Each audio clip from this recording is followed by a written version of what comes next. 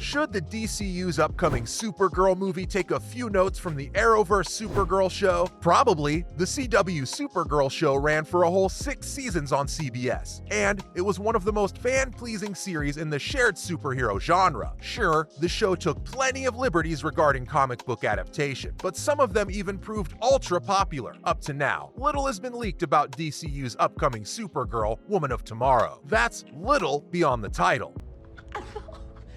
You know Mixie. That guy is a wild card. He has made some good strides recently. At least he had the last time I saw him.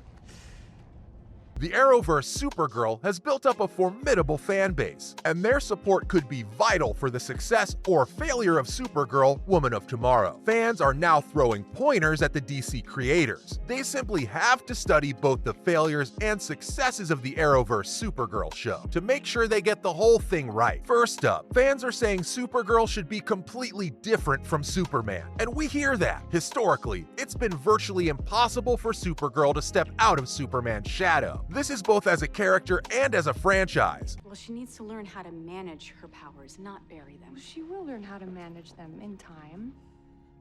I'm just saying this because I have the life experience to know what she's going through. The adaptations seem unable to distinguish Kara Zor-El as a character in her own right. Generally, she's presented as a cardboard cutout feminine counterpart to her cousin, nothing more. Supergirl Season 1 achieved reasonable success by doing things differently. They didn't depict Superman at all, so the focus was completely on Kara. But it did raise questions too, not least of which was, why does Kal-El seem so completely disinterested in the comings and goings of his only blood relative? And face it, the one thing that didn't really help Supergirl's independence was the fact that she's an aspiring reporter. Somehow that's just a little too Clark Kent. Later seasons of the Supergirl series did give Kara a distinctive voice. We'll give them that.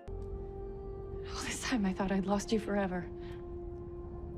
When I chose to stay on Krypton to activate Argo's shields, I knew there was no way I'd get off the planet in time. If we go back to the comic book source material, the story at this point revolves around Kara Zor-El seeking a new purpose. This is after traveling to a remote space sector where Superman is virtually unknown. They no longer have a ship, no Lexosuit army, and no totems. We also have 5 totems secured at the Fortress of Solitude, but don't print that.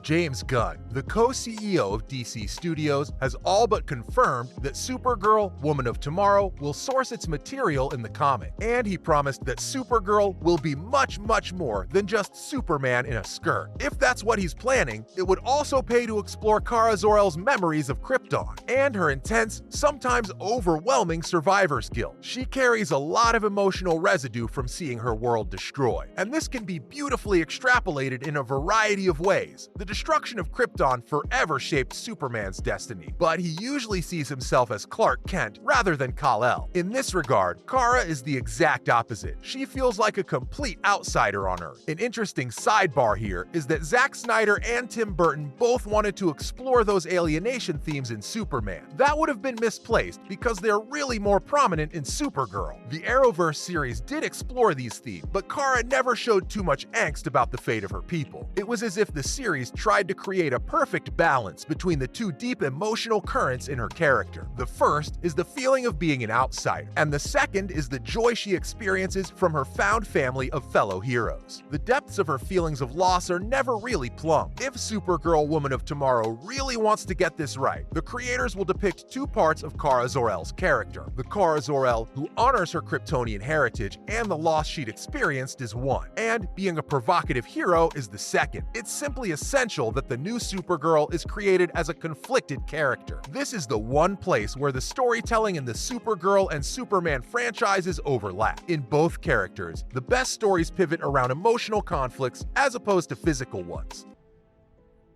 He died protecting Esme. Yeah, I let my guard down too. No, I'm done. I'm done. I am so tired of this fight.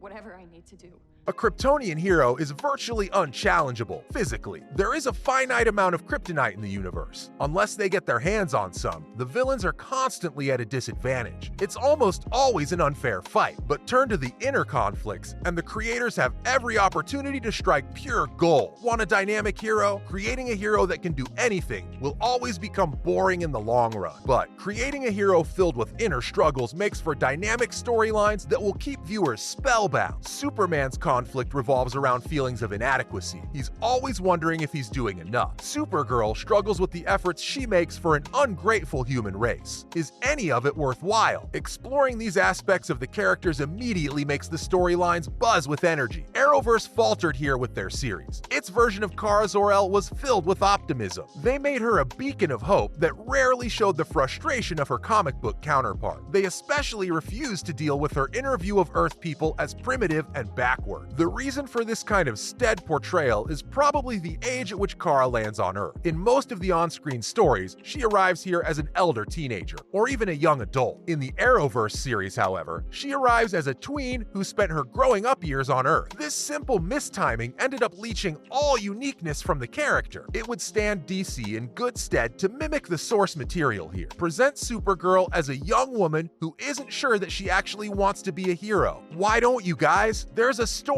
in that. Now, superheroes and romance go hand in hand. We know and love that, but Kara will have to encounter fewer love interests in the DC universe than she did in the Arrowverse series. When we think of superheroes, we often have mental images of intense action sequences and superhuman feats. But if you go back to the source material, you'll see the comics are equally concerned with their heroes' love lives. This often created an imbalance between action and romance. The comic book stories often depicted a Supergirl who was unable to maintain a steady relationship because she was constantly having to rush off and save the world. And this is also the single most important aspect the Arrowverse Supergirl got wrong. They mimicked this relationship conundrum. In the earlier seasons, Supergirl's relationship issues overshadowed her heroism. She had this will they won't they romance with Jimmy Olsen that was suddenly cut short so that she could attempt to redeem Mon-El, the Daxamite bad boy. Then she spent the whole of season 3 conflicted about him getting married after he traveled to the future. The moment Kara started focusing on her writing and being a superhero, the series became infinitely stronger. The creators of Supergirl, Woman of Tomorrow will be well advised to get this balance right from the get-go. Focus on Kara as a hero. Don't burden her with too many romantic interludes. And for heaven's sake, DC, don't overstuff your Supergirl movie with other characters. The series had a tremendous character ensemble, and it introduced a whole bunch of original characters in the Arrowverse. These include Dreamer and Alex Danvers, Kara's adoptive sister. In the later seasons, however, the cast became more and more unwieldy. The result was that the series had a hard time finding individual storylines for Supergirl and her critical entourage. There may be a serious temptation to bring all kinds of new characters in the DCU film adaptation, but our advice is don't. Filmmakers would naturally consider a Green Lantern or Superman cameo to build the brand and develop the setting, but this would not help the original story or Kara's character. This is Supergirl's movie. DC should learn from the Arrowverse mistakes and lay off the supporting hero. Come on, give the girl a chance. She has so many great stories locked up inside her. Catch you at the cinema, folks, or in the next video.